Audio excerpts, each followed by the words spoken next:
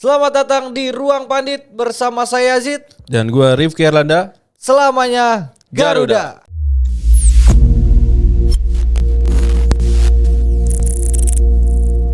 Oke, kembali lagi di Ruang Pandit ya. Kita akan ngebahas kali ini Indonesia yang akan menjamu Bahrain dalam lanjutan kualifikasi Piala Dunia 2026 di Stadion Gelora Bung Karno, Jakarta. Nah, Mas, kalau misalkan kita mundur ke belakang, Indonesia tuh ternyata punya kenangan bagus lah di GBK di 2007 waktu itu Piala Asia. Oh ya, waktu ini ya lawan Bahrain kan? Iya, lawan Bahrain tuh di Piala Asia. Yang golin tuh Budi Sudarsono sama Bambang Pamungkas. Iya, betul, Nah, betul. itu dia. Nah, kira-kira menurut Mas Rifki gimana nih prediksinya sekarang? Adakah peluang untuk mengulang kenangan indah itu? Sebelum dimulai gue pakai ini baju tulisannya Seoul. Mantap. Apa nih? Mantap. Seoul, Korea. Aduh. Oke. Parah. Ya, Bahaya jadi nih, bahaya. kalau misalnya lo bilang Indonesia bisa nggak mengulang kemenangan waktu 2007 di GBK? Menurut gue kesempatan itu cukup terbuka lebar Oke. ketika ngelawan Bahrain. Tapi harus ada beberapa hal yang diperhatikan oleh timnas Indonesia jelang lawan Bahrain nanti hari Selasa nanti ya. Iya. Karena tanpa ada perubahan dari pertandingan sebelumnya lawan Australia itu bakal jadi bumerang sendiri buat timnas Indonesia nanti. Bahkan menurut gue bisa aja Indonesia gagal meraih kemenangan kalau beberapa faktor tidak dibenahi oleh skuad kita gitu. Oke, berarti ada beberapa faktor lah nanti yang bakal kita bahas ya yang Betul harus sekali. dibenahi dari skuad Garuda. Tapi kalau kita ngomong-ngomong dari sisinya Bahrain nih, Ya, mereka nih bakalan tampil dengan full squad lah, termasuk pencetak 2 gol ke gawang Indonesia waktu di kandang Bahrain, yaitu Muhammad Marhun. Waktu itu golnya dari tendangan bebas satu, sama satu lagi dari sepak sudut. Nah, kalau menurut Mas Rifki apa yang harus diwaspadain dari Bahrain? kalau misalnya ngelihat di pertandingan sebelumnya ya kalau lawan Bahrain Ya. kita kebobolan itu 2 gol dari set piece ya. Set piece. Nah itu bisa jadi bumerang juga, bisa jadi faktor yang bisa bikin timnas kita kalah. Apalagi pertandingan lawan Australia kemarin kita kebobolan dari set piece. Nah itu bisa jadi hal yang perlu diperhatikan oleh timnas Indonesia, khususnya untuk Patrick Kluivert dan tim pelatih. Bagaimana harus mengantisipasi set piece-nya Bahrain nanti nih di hari Selasa nanti, karena ya kita juga punya pengalaman timnas ya. Kalau gue lihat di beberapa pertandingan terakhir kita tuh emang banyak kebobolan lewat set piece. Selain lawan selain lawan Bahrain, lawan Arab Saudi juga kalau nggak salah set piece juga tuh kan. Oh iya. Terus Australia apalagi. Australia Jadi kemarin. set piece sih perlu perlu diperhatikan. Apalagi pelatih sebelumnya nih waktu kemarin kan nobar tuh sempat diwawancarai setelah pertandingan, apa sih yang perlu yang pernah diperhatikan lah dari pertandingan lawan Australia kemarin. Ya salah satunya timnas kita belum bisa mengantisipasi set piece gitu sih. Oke, jadi dari set piece nih waspada banget ya Ya, Bahrain, karena betul di sekali. pertandingan pertama juga kita kebobolan dari set piece itu. Terus terakhir lawan Australia di babak kedua ya itu ya, Ya. golnya di Babak corner pertama itu. dan babak kedua. Babak pertama dan babak kedua, terutama di lewat cornernya tuh babak kedua tuh inget banget tuh, sepak pojok 2 kali itu. Mungkin karena itu jatuhnya udah nothing tulus ya mainnya. Jadi mau ngincer serangan balik itu. Nah, tapi sayangnya dari sisi skuad Garuda, Messilgers harus kembali ke Belanda karena Iya, cedera. betul. Nah, ini kan pasti jadi bikin ruang kosong lah di lini belakang. Kira-kira siapa yang bisa gantiin Messilgers? Kalau dari kedalaman skuad yang sekarang kan pastilah untuk mengisi posisi Hilgers, Rizky Ridho itu layak untuk dipilih jadi pilihan utama. Oke. Terus mungkin di pertandingan nanti ada beberapa perubahan sih harusnya bisa dilakukan oleh Patrick Kluivert dan staf pelatih, khususnya di lini belakang. Entah itu nanti bagaimana susunan pemainnya atau skemanya harus benar-benar diperhatikan. Apalagi ini lawan Bahrain yang bisa saja mereka bermain, menurut gua bisa saja mereka bermain seperti ketika Indonesia lawan Australia, apa yang dilakukan oleh Australia gitu. Kalau misalnya pendekatan si Patrick Kluivert masih dengan position football,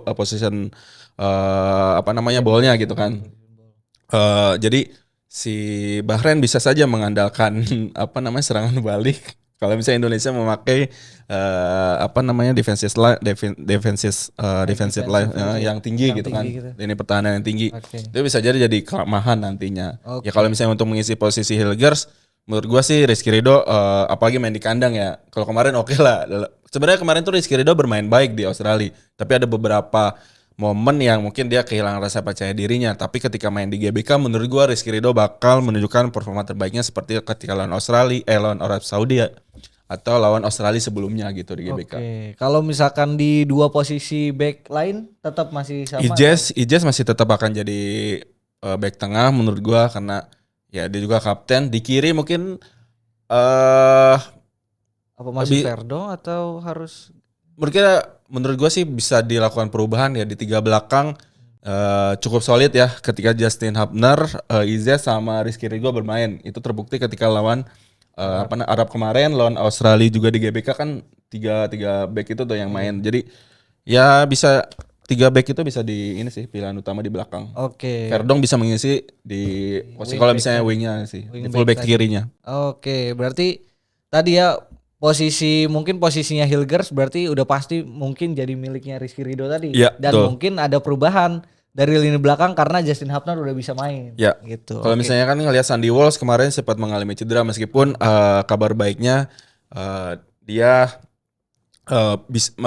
lebih baik lah dari sebelumnya, tapi menurut gua Rizky Ridho layak untuk dapatkan tempat itu sih. Oke, karena itu dia main di kandang ya. Kandang Rizky Ridho di Ya, Jakarta betul ya. sekali. Oke. Nah, terus yang terakhir ini kan kayak di lawan Australia gitu. Kita tahu mungkin dari segi pemilihan pemain tadi yang kemarin kita bahas juga, ternyata Tom Hai ini nggak cocok sama Nathan Chuaon Ya. gitu. Dan pemilihan taktiknya juga ternyata ada mungkin sedikit kesalahan karena mungkin pemain-pemainnya belum terlalu bagus chemistry-nya dengan taktik yang baru ini. Nah, kira-kira lawan Bahrain ini bakal ada perubahan taktik apa? Nah, Menurut Mas Rifki apa yang harus dibenahin? kalau ada beberapa hal sih yang harus dibenahi, tapi kalau misalnya kita lihat pemberitaan kemarin bahwa yang bakal ambil alih katanya Alex Pastor nih. Oke, Alex Pastor ya. Justru yang bakal ngambil alih nih ya karena Tapi ya di ujung tanduk juga. Tapi menurut gua Patrick Kluivert tetap mengambil keputusan keputusan utama lah untuk pemakaian skema nanti seperti apa. Nah, kalau misalnya lawan Bahrain, ya kita ngebahas dari sisi Bahrainnya dulu ya karena harusnya timnas kita harus bisa memilih skema atau pendekatan sesuai dengan strategi yang akan dipakai oleh Bahrain. Kalau melihat pertandingan ketika lawan Jepang kemarin, Bahrain itu bermain dengan ya skema awalnya itu 4-2-3-1 sebenarnya. Tapi ketika ketika Jepang menguasai bola. Nah, ini menarik juga nih. Ketika Bahrain ngelawan Jepang kemarin, mereka menggunakan skema atau formasi yang digunakan oleh Sintayong. Oke, jadi si Bahrain pakai formasi Sintayong. Atau formasi yang kemarin dipakai oleh Australia lawan kita gitu. Oke. Nah, itu tinggal nanti bagaimana pendekatan kita. Apakah kita mau melakukan hal yang sama dengan position bola kemarin? It's okay, nggak masalah kalau kita pengen bermain seperti itu. Tapi ada beberapa hal yang harus diperhatikan. Bagaimana transisi ketika dari menyerang ketika bertahan. Nah, itu kan kemarin jadi kelemahan kita juga nih. Kenapa timnas kita gampang atau mudah dibobol oleh Australia? Salah satunya adalah transisi dari menyerang ketika ke bertahan gitu. Apalagi dengan lini pertahanan kita yang tinggi, itu benar-benar resiko. Ditambah lagi ketika Bahrain punya pemain nomor 8, nomor 7 itu speednya gila-gilaan nih wingernya tuh nomor 8 sama nomor 7. Nah, itu bisa jadi bahaya juga buat lini pertahanan Indonesia nantinya. Terus melihat lagi ketika Bahrain set piece tadi tuh, mereka punya meskipun tinggi badan hampir sama ya, bahkan ya menurut gua Jay bisa melebihi tinggi badannya pemain Bahrain. Tapi dengan skema mereka ketika set piece itu harus diwaspadai oleh lini pertahanan kita. Apalagi kita punya rekor kebanyakan kebobolan lewat set piece gitu sih. Oke, berarti tadi ya fase transisi jadi sorotan utama dan juga fase-fase set piece ya, Iya, dan dalam antisipasi set piece gitu. Dan satu lagi yang paling penting adalah finishing. Kita kan kekurangan dari pertandingan sebelumnya, ya bisa bilang datang hadirnya Ole itu untuk mengantisipasi atau ya mengatasi lah finishing kita yang buruk di pertandingan sebelumnya. Kalau bisa kita lihat jumlah gol kita kan nggak banyak ya di kualifikasi Piala Dunia ini. Nah, itu harus diperbaiki gimana finishing kita harus benar-benar dimanfaatkan dengan baik. Apalagi ya harusnya seorang Patrick Kluivert yang punya pengalaman sebagai raja gol atau insting gol yang tinggi ketika bermain harusnya bisa ditularkan kepada penyerang-penyerang kita. Apalagi nanti Ragnar udah bisa main.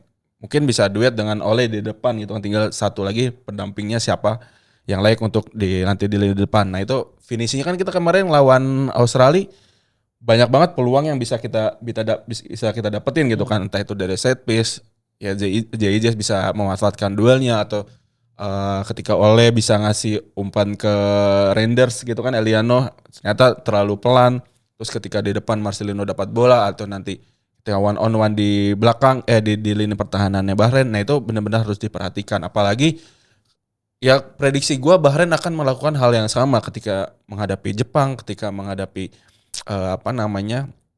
tim-tim besar lah. Mereka akan bertahan dari skema awal yang 4-2-3-1. Ketika bertahan, bahkan kita lihat kalau gue lihat kemarin lawan Jepang itu mereka pasang 5 back di belakang gitu.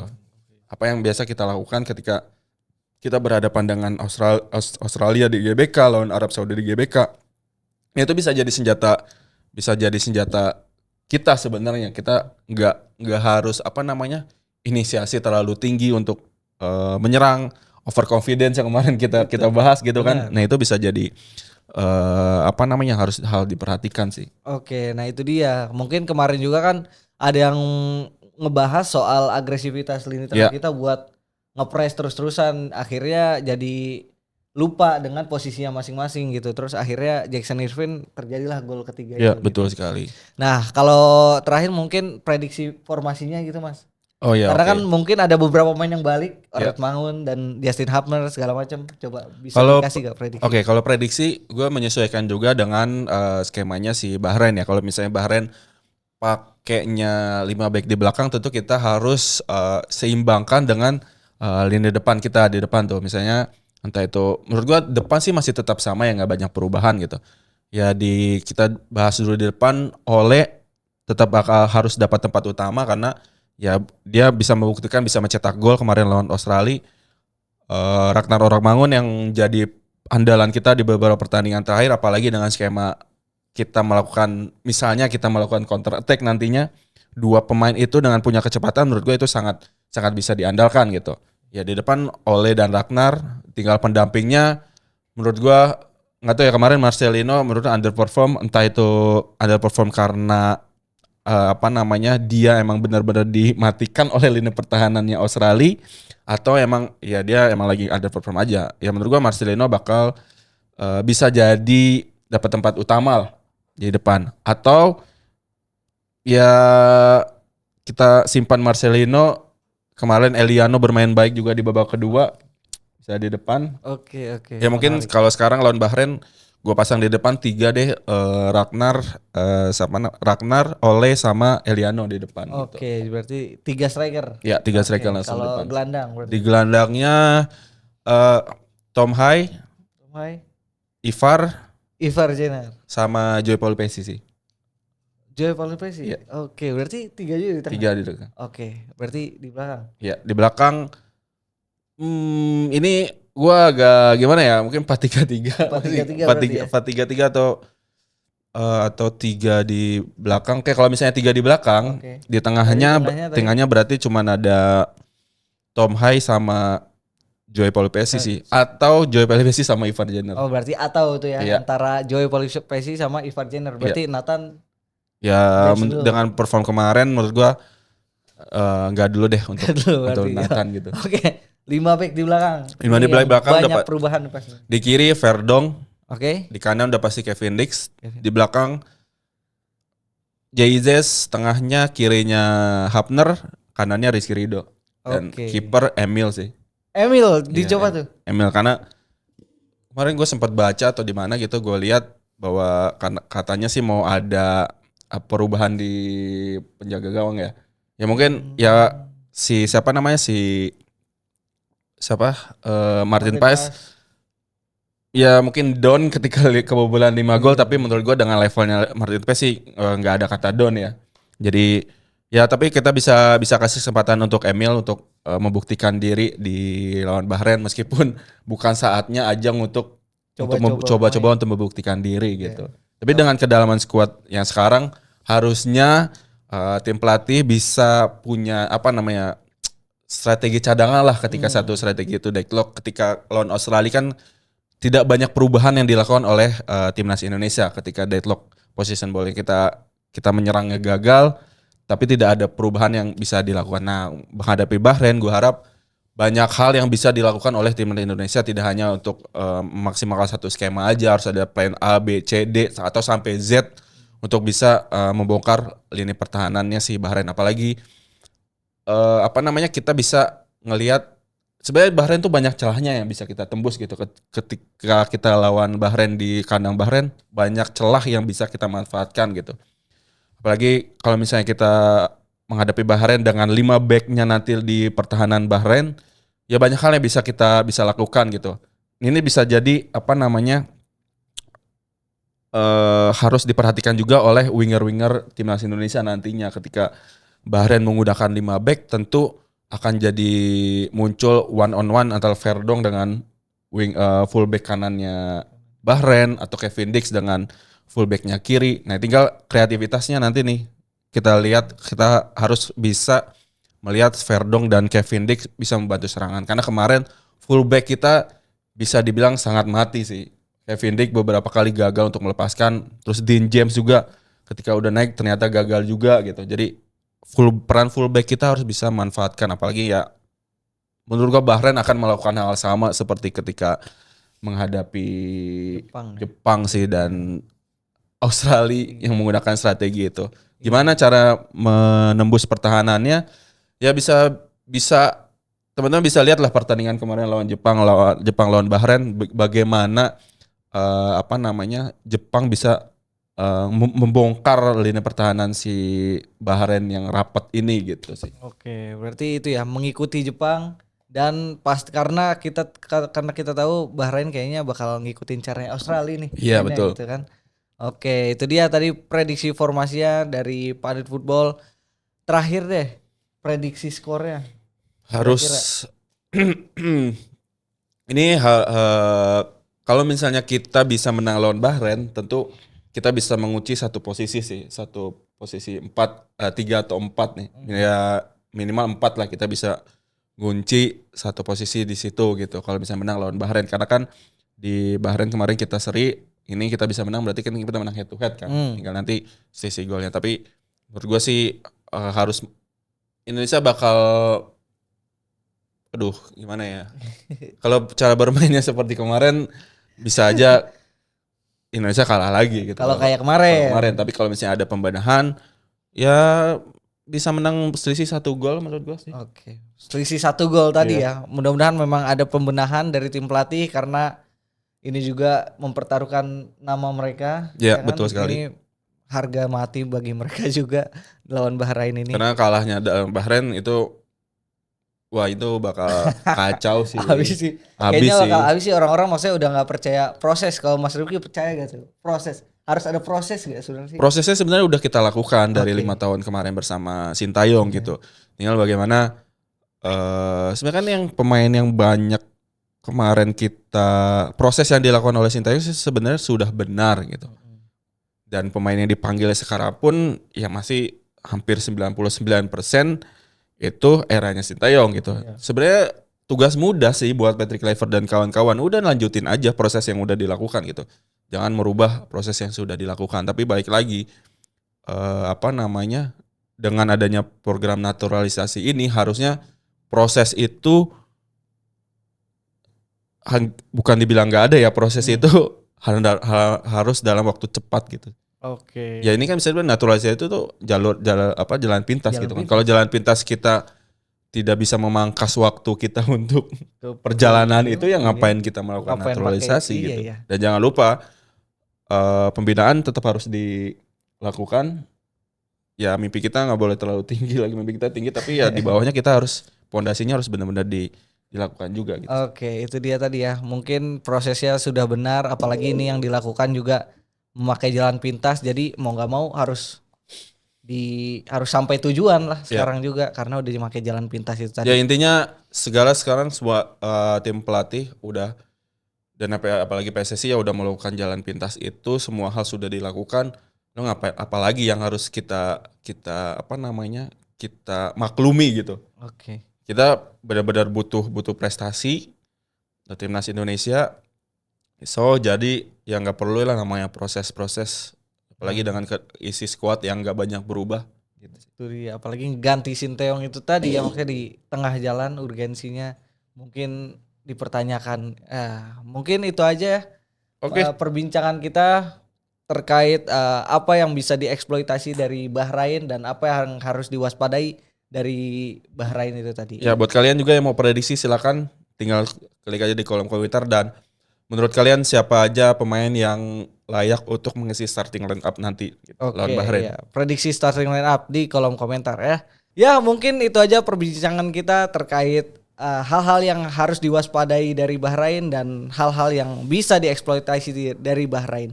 Buat teman-teman semuanya, jangan lupa buat follow semua media sosial Pandit Football, ada di Instagram, Twitter, dan juga TikTok. Jangan lupa juga subscribe YouTube-nya Pandit Football Indonesia biar kita semakin semangat kontennya. Thank you semuanya, Yuk. sampai jumpa di episode selanjutnya.